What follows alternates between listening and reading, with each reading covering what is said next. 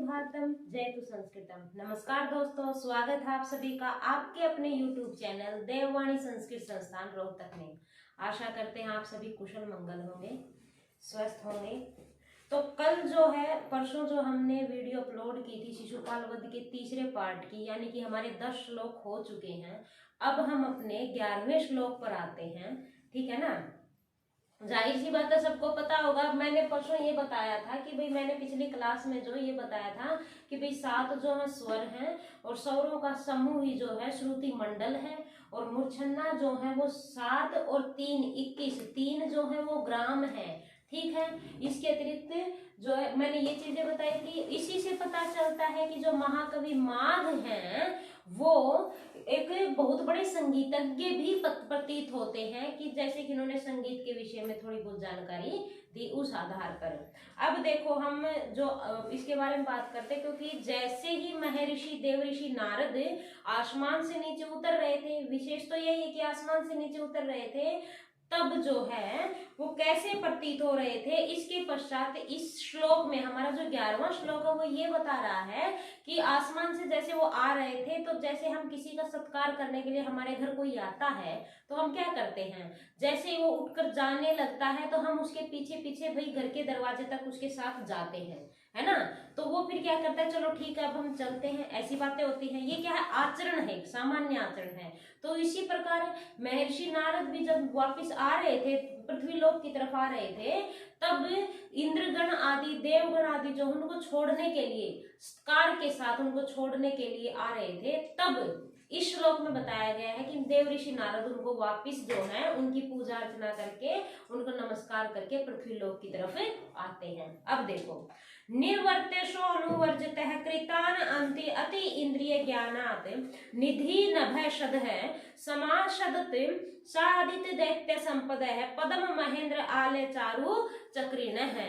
यानी कि निर्वर्त्य, यानी कि निर्वर्त्य क्या होता है, निर्वर्त्य यानी कि लौटा देना, लौटा देता है। क्या लौटा देता है, सो वह अनुवृजत है। अनुवृजत यानी कि जो अनु यानी पीछे, वृजत यानी चलते हुए, जो पीछे चलते हुए आ रहे थे उनको लौटाते हैं। कृत अंति, कृत अंति यानी कि उनको प्रणाम करके, कृत यानी कि सत्कार करके, उनका प्रणाम करके सत्कार करके, अति इंद्रिय ज्ञानात, अति इंद्रिय ज्ञान यानी कि जो इंद्रियों से भी विपरीत, इंद्रियों से बाहर का भी और इंद्रियों के साथ का भी, उनके ज्ञान के निधि यानी कि संपूर्ण पदार्थों के ज्ञान को जानने वाले कौन है, महर्षि नारद ने नभ सद है। नभ सद, ये नभ यानी कि आकाश में, सद जो निवास करने वाले हैं। आकाश में कौन निवास करता है, आकाश में देवतागण निवास करते हैं। तो आकाश में यानी कि देवताओं को जो है इंद्रियों के ज्ञान को यानी कि पदार्थों के ज्ञान को जानने वाले उनके दृष्टा महर्षि नारद ने उनको जो है देवताओं को प्रणाम करके वापिस अनुवर्जित है, यानी कि जो पीछे आ रहे थे उनको निर्वर्त्य लौटा दिया कि भाई ठीक है अब मैं आगे जाता हूं, अब आप सभी जाइए।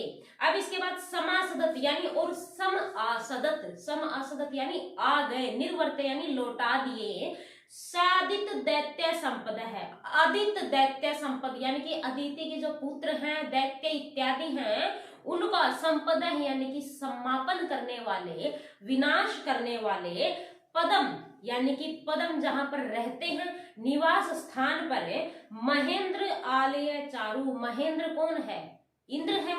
इंद्र के आलय यानी निवास स्थान, इंद्र के घर के समान, चारु यानी कि सुंदर, चक्रिण है विष्णु के समीप, यानी कि चक्रिण है जो चक्रधारी है वो विष्णु है। विष्णु का अवतार कौन है, श्री कृष्ण है। तो श्री कृष्ण के समीप जो है, जो श्री कृष्ण कहाँ निवास कर रहे थे, महेंद्र जो इंद्र है, महेंद्र यानी इंद्र के घर के समान, इंद्र के भवन के समान सुंदर भवन में, जो उनके पदम यानी निवास स्थान पर। और वो श्री कृष्ण कैसे हैं, समादित्य दैत्य संपद है, दैत्यों का विनाश करने वाले के पास समागत यानी उनके समीप आ गए। अब देखो इसमें कृत अंति जो है उसमें अनुप्रास अलंकार है, ठीक है। अति इंद्रिय है उसमें जो है रूपक अलंकार है। अब इसके बाद एक चीज और है, महेंद्र आलय है, क्योंकि जो श्री कृष्ण का जो भवन की तुलना, उनकी जो उपमा है वो किसके साथ की गई है, महेंद्र के घर के साथ की गई है, यानी कि इंद्र के भवन के साथ की गई है। अब देखो हमारा जो नेक्स्ट जो श्लोक है,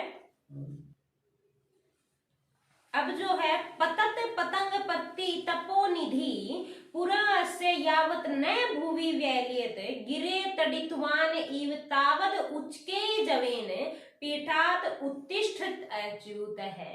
यानी कि अब देखो महर्षि नारद हैं, वो आ रहे थे। अब हमारा ये 12वां श्लोक क्या कहता है कि जब तक वो नीचे नहीं उतर आए तब तक तो सभी लोग देख रहे थे, और जैसे ही वो नीचे उतरे उसी के साथ साथ श्री कृष्ण जो है अपने आसन से खड़े हो गए। और जैसे ही कोई बड़ा व्यक्ति या कोई सम्मानजनक व्यक्ति अपने समक्ष आता है तो जो है प्रतिष्ठित जो व्यक्ति होता है वो उसके सम्मान में पहले ही उठ खड़ा होता है, शीघ्र अतिशीघ्र, है ना। ये भी एक आचरण ही होता है।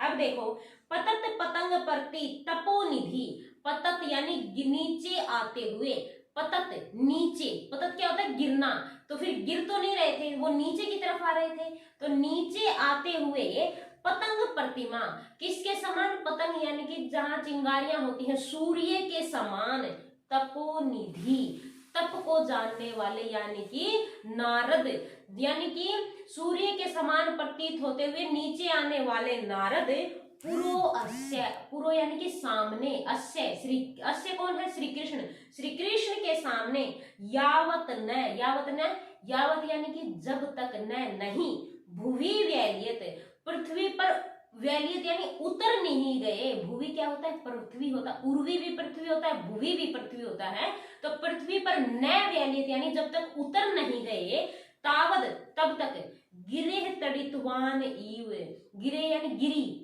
पर्वत की पर, जैसे तड़ितवान यानी बिजलियों के समूह के साथ, कौन होता है बिजलियों के समूह के साथ, बादल, जब जैसे कि बादल जो है जो पर्वत पर जैसे बादल के समान, तावत यानी तब तक, उच्चके जवेन यानी कि ऊंचे, जवेन यानी कि शीघ्रता से, पीठात यानी कि पीठ, आसन, अपने जो है सिंहासन से, उत्तिष्ठत अच्युत, अच्युत यानी कि श्री कृष्ण जो हैं उत्तिष्ठ यानी कि उठ खड़े हुए, यानी कि जब तक यानी कि जब तक जो है देवर्षि नारद नीचे, या जैसे कि सूर्य के समान नीचे की तरफ आ रहे थे, जब तक वो नीचे पृथ्वी पर आ नहीं गए तब तक ही जो है श्री कृष्ण, जैसे कि मेघ जो है बादलों के, मेघ जो है पर्वतों के ऊपर होते हैं, इतने ऊंचे उसके ऊपर होते हैं आसन के ऊपर, उसी प्रकार श्री कृष्ण जो है अपने आसन से शीघ्र अतिशीघ्र उठ खड़े हुए।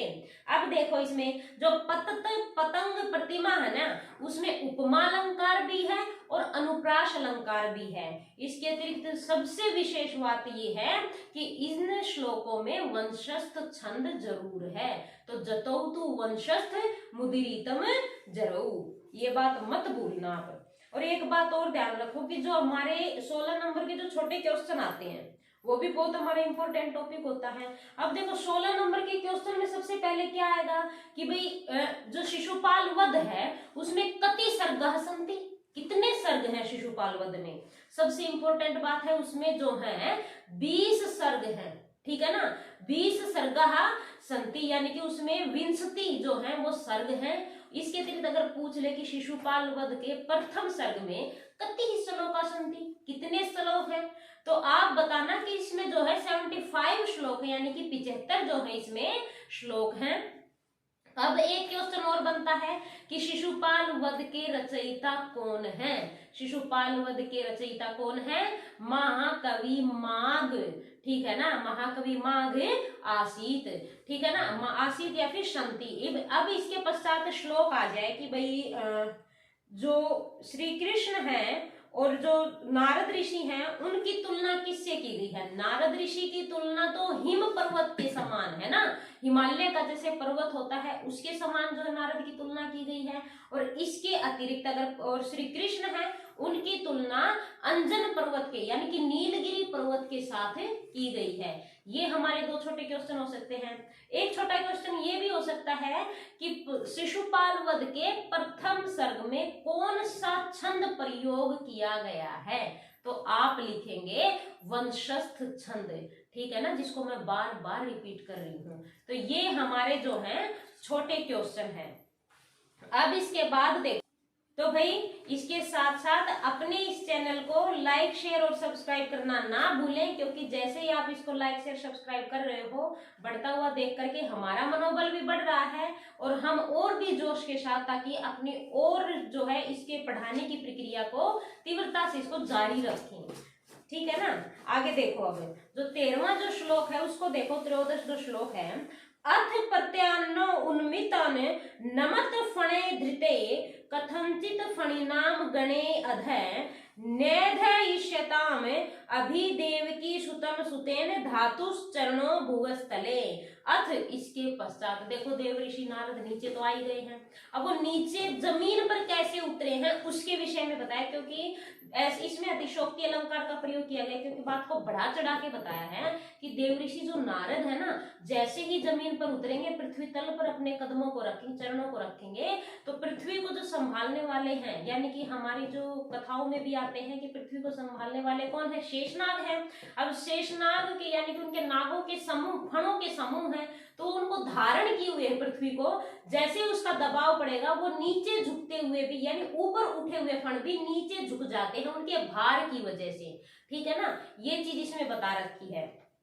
देखो, अथ इसके पश्चात प्रयत्न उन्मित, प्रयत्न नमिता है, यानी प्रयत्न के साथ, बड़ी कठिनाई के साथ, नमिता यानी कि झुके हुए, नमत फणे धृता, यानी कि बड़े प्रयत्न के साथ जिसने फणों को झुका रखा था, यानी कि अपने फणों पर नमत फणे धृते हैं, फणों को धारण करने वालों ने, नमत यानी कि झुक गए, कथनचित किसी प्रकार से, फणिनाम गणे अधः है, किसी प्रकार से फणों को, गणे अधः यानी कि उन्होंने जो है नीचे की तरफ जो है उनके फण झुक गए, यानी कि पृथ्वी के भार को अपने फणों पर धारण करने वाले ने किसी प्रकार से उसको संभालते हुए वो फिर भी नीचे की तरफ झुक गए।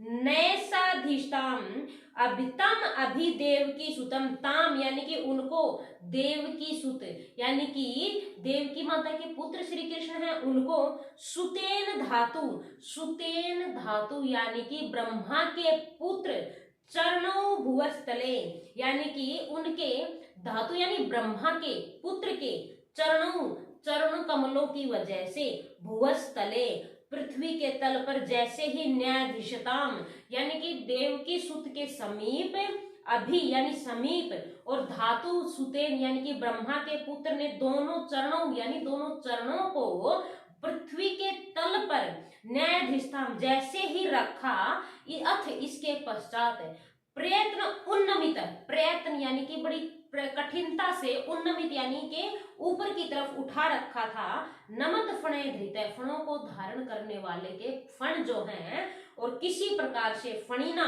गणे, और उनके फणों के जो समूह, सर्पों के समूह जो हैं, अधे नमत आधे से नीचे झुक गए, यानी कि वो देव ऋषि नारद का भार सहन नहीं कर पाए, बड़ी मुश्किल से ऊपर उठा रखा था, फिर भी उनके फण जो थोड़े से झुक गए।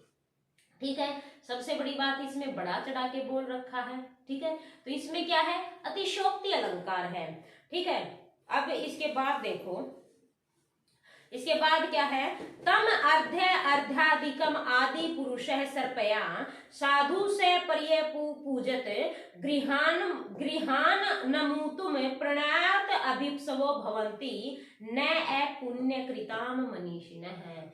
अब देखो कि जैसे ही देव ऋषि नारद पृथ्वी तल पर आते हैं, तो जाहिर सी बात है श्री कृष्ण आचरण के अनुसार उनके समक्ष आदर के साथ खड़े हुए। ठीक है, अब उसके पश्चात जो है श्री कृष्ण, क्योंकि देव ऋषि नारद भी जो है एक बुद्धिमान और जो है गुणी व्यक्ति हैं, पूजनीय हैं, तो श्री कृष्ण जो है उनका सत्कार करते हैं। ठीक है, और वो सत्कार कैसे करते हैं, क्योंकि बोला भी गया है कि विवेकी जो व्यक्ति होता है, ज्ञानवान जो व्यक्ति होता है, हमेशा पुण्य आत्माओं के घर में ही प्रवेश करते हैं अपनी इच्छा के अनुसार, बल्कि ना कि उनके घर में जो अपुण्यवान है और वो क्या चाहते हैं कि उनके घर परमात्मा या फिर कोई ज्ञानवान व्यक्ति आए। देखो, तम यानी कि उनको, अर्घ्य यानी कि अर्घ्य क्या होता है, जो पूजनीय, अर्घ्यम यानी जो पूजनीय को, अर्ध्य आदिकम, अर्ध्य आदि दे करके, अर्ध्य यानी कि उनका जो है जो सम्मान आदि दे करके, उनकी अर्चना आदि करके, आदि पुरुष।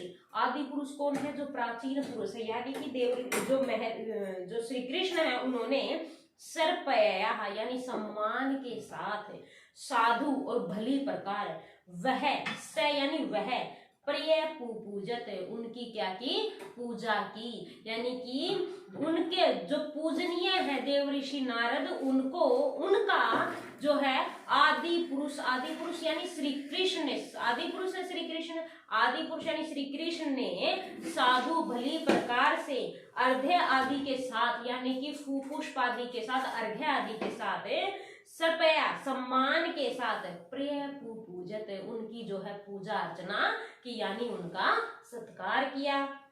गृहान नमुतु, गृहान यानी घर में, अनमुत यानी कि जानने के लिए, प्रणयात अभिप्सवो हो यानी कि प्रणयात यानी प्रेम पूर्वक, अभिप्सो यानी कि जो प्रेम पूर्वक चाहने वाले होते हैं, भवंती न, भवंती यानी नहीं होते हैं, अपुण्य करताम यानी जो पुण्य करने वाले नहीं होते हैं उनके घर में भी प्रणयात यानी प्रिय के साथ यानी प्रेम पूर्वक, अभिप्सो यानी इच्छा करने पर भी, न भवती न अनुमतु यानी उनके घर में प्रवेश नहीं करते। कौन प्रवेश नहीं करते? मनीषिण यानी बुद्धिमान व्यक्ति। जो बुद्धिमान व्यक्ति होता है, जो पुण्य करने वाले लोग, जो पुण्य नहीं करने वाले लोग होते हैं, यानी कि जो दुष्ट बुद्धि लोग होते हैं, उनकी इच्छा करने पर भी, कि प्रेम पूर्वक इच्छा करने पर भी बुद्धिमान लोग उनके घर में नहीं जाते। अपितु जो पुण्य आत्मा होते यानी कि श्री कृष्ण आदि जैसे व्यक्ति होते हैं, उनके घर में जो है बुद्धिमान व्यक्ति प्रवेश के लिए आतुर रहते हैं। अब इसमें देखो संपूर्ण जो श्लोक है इसमें अर्थांतरन्यास अलंकार है। आज के लिए इतना ही। अगर समझ ना आए तो आप ऑफलाइन आकर भी हमसे समझ सकते हैं। मैंने हमारा कॉन्टेक्ट नंबर भी दिया था 8950898952। आप हमसे संपर्क कर सकते हैं। जिस भी स्टूडेंट को किसी प्रकार की कोई समस्या है वो हमसे पूछ सकते हैं। जय तु भारतम, जय तु संस्कृतम। धन्यवाद।